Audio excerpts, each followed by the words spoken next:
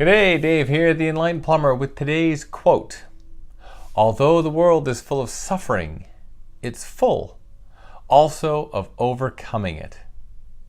Although the world is full of suffering, it's full also of overcoming it. This is from Hellen Keller. Well, how about that? Yes, the world is full of suffering. That is what traipses all over the news in every country, in every part of the world possible. It's what's written in all the papers, you name it, it is everywhere. Suffering, suffering, suffering from this, illness, disease, lack of money, germs, famine, you name it, there is everything bad in the world going on. And yet at the same time, the world still progresses, the world still moves, carries on, expands and grows and innovates and does all these wonderful things. And so, for it to do that, there must be a whole lot of overcoming of problems.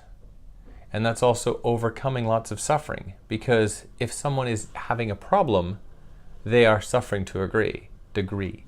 And suffering may be seen as this all-encompassing, really bad level of a problem, the suffering.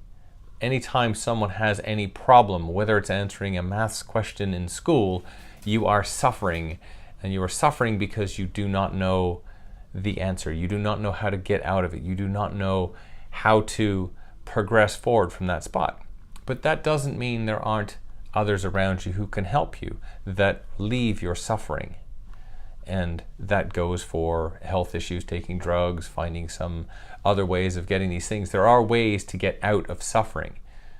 Suffering, I think, is more for the person who is alone, or as the Chalmers brothers talks about hermits, people live in society who don't essentially hang around with anybody else, don't have any interactions, they are hermits. So suffering is for someone who doesn't have anybody they can call in for help, alienates themselves. And that is purely through their own choice. That gets into a whole lot of deeper thought processes there. But there is a lot of help available for overcoming problems and therefore suffering. And so that, I take it, is where Helen was going with this statement, that the world is full also of overcoming it, with the overcoming it being the suffering. I totally get it. So with that, although the world is full of suffering, it's full also of overcoming it. So with that, from Hellen Keller and myself, Dave the Enlightened Plumber, have yourself a suffering-free day. Find your friends and help you overcome any challenges you do have, and I will see you on the next one. Take care.